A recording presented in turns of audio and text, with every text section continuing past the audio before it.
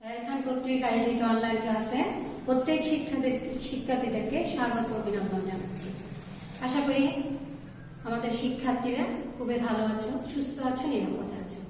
আজকে আমি ক্লাস দিব সপ্তম শ্রেণী বিষয় গণিত অধ্যায় 11। আমরা জানি অধ্যায় 11 পরিসংখ্যান, এটা তোমরা পূর্বের শ্রেণীতে ক্লাসটি সম্পর্কে অবগত আছো। আমরা প্রথমে জানবো এখানে তথ্য উপাত্ত। তথ্য কি? ওর থেকে একটু পোস্টারের দিকে তাকাই। সংগৃহীত ডেটা বা উপাত্ত প্রক্রিয়াকরণের পর প্রয়োজন মতো সাজানো বা অর্থপূর্ণ অবস্থাকে তথ্য বলে। এটাকে আমরা ইংরেজিতে কি বলে থাকি? ইনফরমেশন। কোনো কিছু আমরা যদি বলি কোনো শিক্ষার্থীদেরকে রফিক স্কুল আসছে না, কেন আসছে না? একটু খোঁজ খবর নিতে, এটা হচ্ছে কি? তথ্য। এখন উপাত্ত দেখো, প্রাপ্ত তথ্য সমূহকে সংখ্যার মাধ্যমে প্রকাশ করাকে উপাত্ত বলে। আমরা উপাত্তটা কোথায় পাবো? তথ্য থেকে পাবো। প্রাপ্ত তথ্য সমূহকে সংখ্যার মাধ্যমে প্রকাশ করাকে বলে উপাত্ত। তাহলে আমরা জেনেছি তথ্য আর উপাত্ত কি। এখন জানবো আমরা বিন্যস্ত। উপাত্তগুলোকে ক্রম বা শ্রেণী অনুযায়ী সাজিয়ে প্রকাশ করাকে বিন্যস্ত উপাত্ত বলা হয়। তাহলে ক্রম বা শ্রেণী অনুযায়ী মানে কি? ক্রম বা শ্রেণী অনুযায়ী মানে হচ্ছে কি 1 থেকে 100কে যদি আমরা 1 2 3 4 সাজিয়ে এটাকে বলা হয় বিন্যস্ত উপাত্ত। এখন যাব অবিন্যস্ত। যে উপাত্তগুলো কোনো বৈশিষ্ট্য অনুযায়ী সাজানো থাকে না, কোনো বৈশিষ্ট্য অনুযায়ী সাজানো থাকে না, তাকে অবিন্যস্ত উপাত্ত বলে। যেমন আমরা বলেছি বিন্যস্ত উপাত্ত কি 1 থেকে 100 ক্রম অনুসারে সাজানো, আর অবিন্যস্তটা হবে কি এলোমেলো, যেমন 2 50 10 20, এটাকে বলা হয় অবিন্যস্ত উপাত্ত। তাহলে আমরা কি কি জেনেছি? তথ্য কি, উপাত্ত কি, বিন্যস্ত কি ও অবিন্যস্ত উপাত্ত কি। এখন আমরা একটা সৃজনশীল অঙ্কের মাধ্যমে আরো তথ্য, উপাত্ত, বিন্যস্ত ও অবিন্যস্ত সম্পর্কে ধারণা লাভ করতে পারবো। প্রত্যেকে একটু ব্ল্যাকবোর্ডে দেখো, আমি একটা প্রশ্ন লিখেছি। 35 জন শ্রমিকের ঘন্টা প্রতি মজুর টাকায় নিচে দেওয়া হলো। আমরা একটা সৃজনশীল প্রশ্ন যেমন 20 22, এখানে কয়টা সংখ্যা আছে? 35টা সংখ্যা আছে। তাহলে এটা থেকে আমরা একটা সৃজনশীল প্রশ্ন তৈরি করেছি। উপাত্তগুলোকে বিন্যস্ত উপাত্তে রূপান্তর করো। উপাত্তগুলোর পরিসর ও শ্রেণী সংখ্যা নির্ণয় করো। প্রদত্ত উপাত্তের গণসংখ্যা সারণী তৈরি করো। তাহলে আমরা প্রথমে কি করবো? উপাত্তগুলোকে বিন্যস্ত উপাত্তে রূপান্তর করা।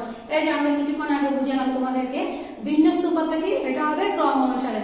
তাহলে আমরা এই চার্ট থেকে ক্রম অনুসারে এখন সাজাবো। দেখো উপাত্তগুলোকে বিন্যস্ত উপাত্তে রূপান্তর করা হলো। তাহলে এখানে 20,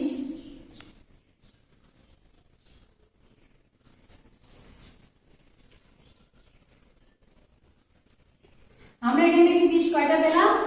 3টা। এখন 22 কয়টা আছে দেখি। 22 আছে কয়টি? এই দুইটি, এখানে একটি, এখানে একটি। এরপরে যাব আমরা 25 কয়টা আছে দেখো? 4টা।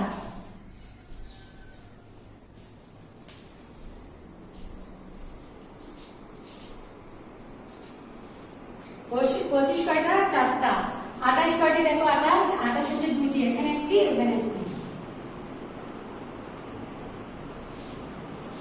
এরপর হচ্ছে কি 30 কয়টি? দুইটি। এরপর আসছে 31, একটি। এরপর হচ্ছে 32, একটি। এরপর আমরা দেখতে পাচ্ছি 35, 6টি।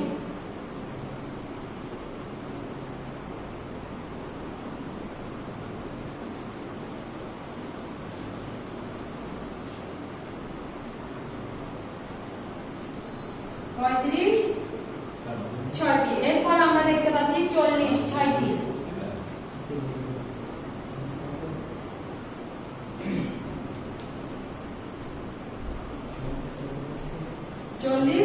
এরপরে দেখা যাচ্ছে 45, 4টি।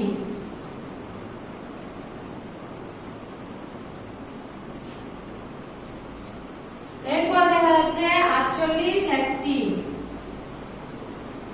এরপরে দেখা যাচ্ছে 50 কয়টি দেখো? 50 3টি।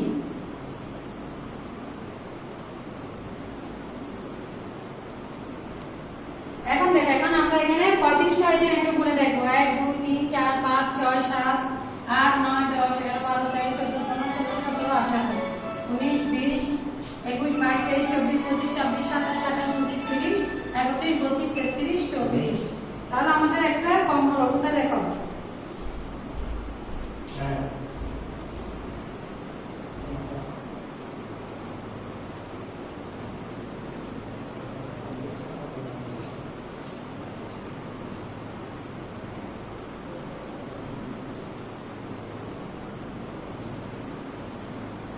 আমরা একটা 25 কম লিখেছি। তাহলে কয়টা হলো? ওটা 35টি। তাহলে আমরা উপাত্তগুলোকে বিন্যস্ত উপাত্তরে রূপান্তর করলাম। ওই যে বলেছি কি বিন্যস্ত উপাত্ত, এটা ক্রম বা কি বলেছিলাম, ক্রম বা শ্রেণী অনুযায়ী সাজিয়ে, যে আমরা বলেছিলাম 1 2 3 4 1 থেকে 100 পর্যন্ত। এই দেখো আমরা ধারাবাহিকভাবে কি 20 20 এর পর 22 25 ক্রম, এটা কি বলা হয়? বিন্যস্ত উপাত্ত। আমরা এখন যাব খ, উপাত্তগুলোর পরিসর ও শ্রেণী সংখ্যা নির্ণয় করব। আমরা এখন উপাত্তগুলোর পরিসরের, আমি এই পাশে লিখছি, তোমরা এটা তুলে নিও। তাহলে আমরা এখানে কি লিখব? প্রথমে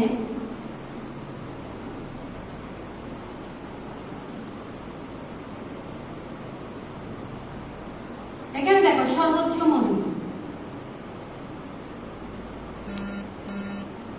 সর্বোচ্চ মজুরি মানে কি? সবচেয়ে বেশি মজুরি কত? আমরা ওখানে না দেখে, যেহেতু আমরা বিন্যস্ত উপায়ে সাজিয়েছি, তাহলে আমাদের জন্য অঙ্কটা সুবিধা। তাহলে আমরা দেখেন সবচেয়ে সংখ্যা বলা হচ্ছে কত? 50। সর্বনিম্ন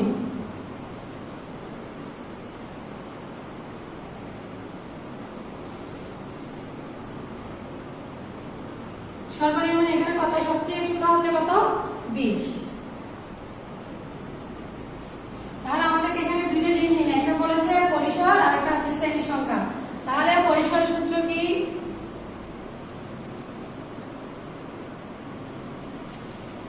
আমাদের এটা কাছে সাজাতে হবে।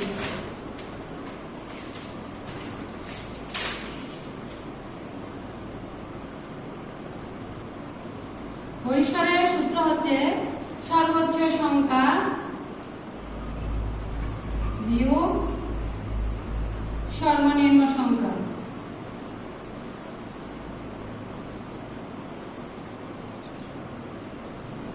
যোগ 1।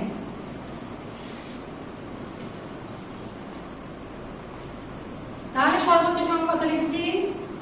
50। আর সর্বনিম্ন কত হবে? 20। 50 থেকে 20 গেলে কত দেখো? 30 যোগ 1 সমান কত? 31। তাহলে আমরা পরিসর কত পেয়েছি? 31। এখন আমরা বের করব কি? শ্রেণী সংখ্যা। সুতরাং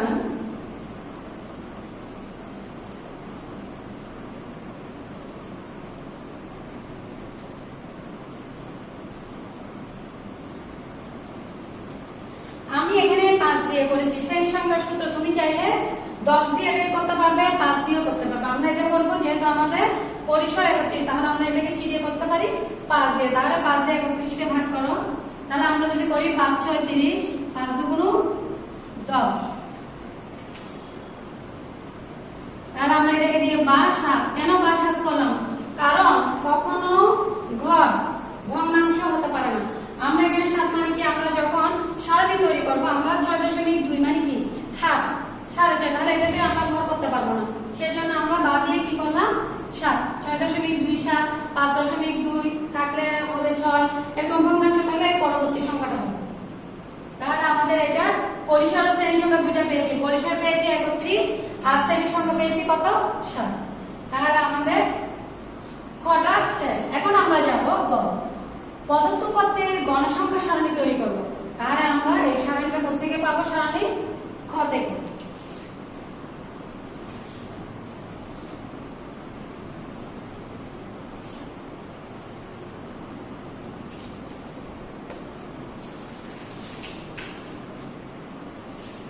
কোথা থেকে লিখে ফেলো।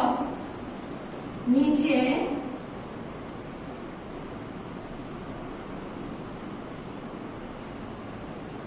গণসংখ্যা সারণী তৈরি করা হবে।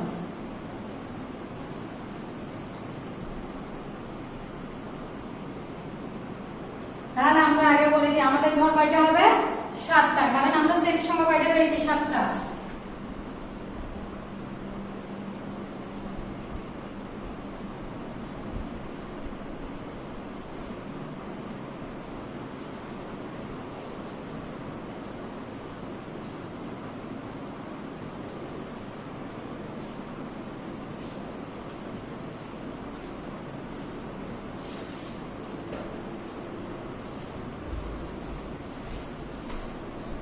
প্রথমে আমরা করব কি শ্রেণী ব্যবধান। প্রথমটা হবে কি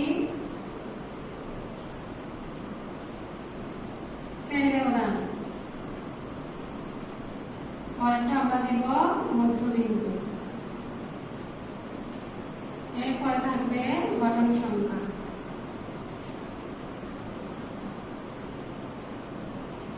এরপরে থাকবে শ্রেণী। তাহলে আমরা এটা কত থেকে শুরু করব? এখানে কি আছে প্রথমে 20।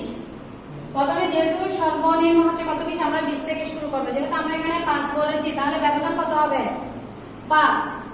তাহলে 20 থেকে 5 ব্যবধান হলে কত হয় 24।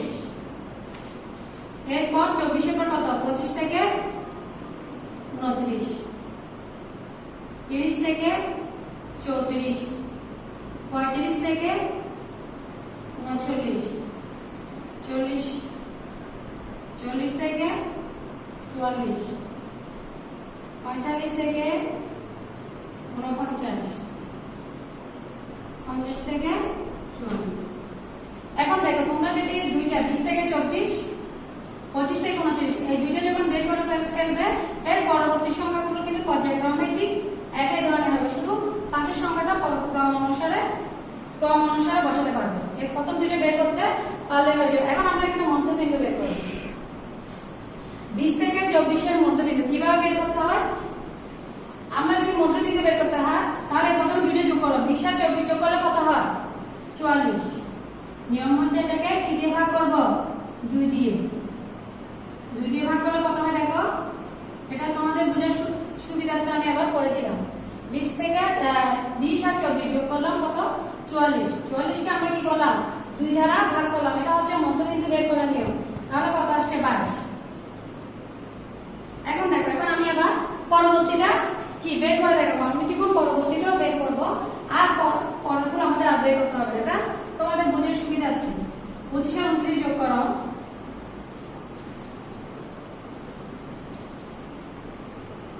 54, 2 দিয়ে দাও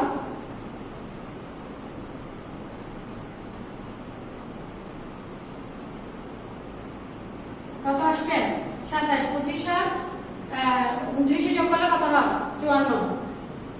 আমরা এটাকে কি করলাম 2 দিয়ে ভাগ করলাম, তাহলে কত আসবে 27। এখন পর্যায়ক্রমে আমরা ঠিক ওভাবে লিখে ফেলব। তাহলে এখানে কত আসবে 32, এরপরটা কত আসবে 37, পরেরটা আসবে 42, পরেরটা আসবে কত 47, পরেরটা আসবে কত 52। এটা হচ্ছে মধ্যবিন্দু। এখন আমরা গঠন সংখ্যা নির্ণয় করব। গঠন সংখ্যা কিভাবে নির্ণয় করব?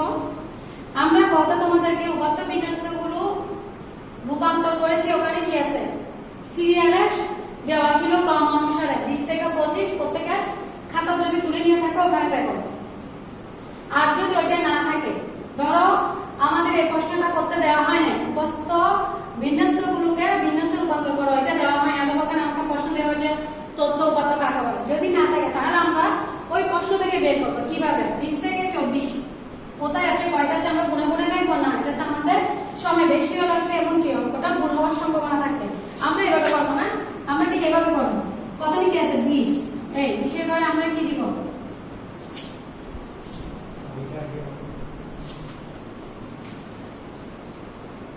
আমরা আগে টেলিটা নিয়ে আসি, তাহলে তোমাদের বুঝতে সুবিধা হবে। গঠন সংখ্যা পরে নিয়ে যাবে।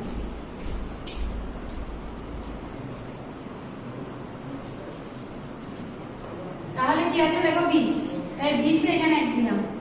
তারপর কত আছে 22, 22 কোথায় আছে 30, 30 কোথায় আছে 30, 25, 25 কোথায় আছে 28, 28 কোথায় আছে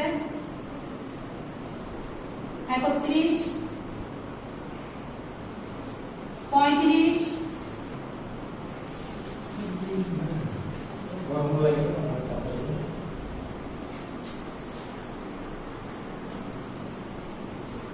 35, 40, 45, 25, 25 যেখানে আছে সেখানে 20,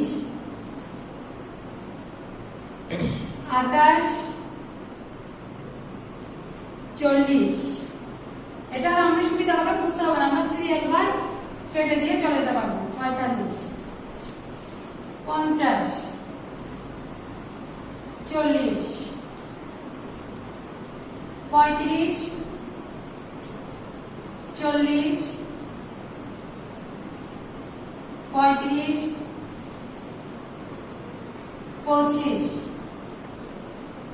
যখন 4টা হয়ে গেছে, এখান থেকে 5টা হচ্ছে, সেই জন্য আমরা কি এটাকে আর দিব, এটা হচ্ছে নিয়ম। 35, 35, 35 আর কি 5টা, 40, ঠিক এখানেও 5টা, 25, 20, 22, 22 5টা, 30, 35, 50, 40, 45, 50, যে ঘরে আছে সেটা জাস্ট আমরা বসে দিচ্ছি কেটে কেটে। 32, 48, 45, এখানে 5টা। তাহলে এটাতে কি সুবিধা হয়, তোমার কোন সংখ্যা বাদ পড়েছে কিনা তুমি এখন দেখতে পাচ্ছ যে আমরা কেটে দিলাম, তোমরা এটা পেন্সিলের সাহায্যে কাটবে। এখন আমরা এখানে কয়টা 5, 6, 4, 6, 6, 5। এখন গুণে দেখো কয়টা হয়েছে 35টা। তাহলে আমরা খুব সহজে কি গঠন সারণীটা আমরা করে ফেললাম। আর যদি বিন্যস্ত করতে থাকে তাহলে আমরা ওখান থেকে গুণে গুণে বসিয়ে দিতে পারবো।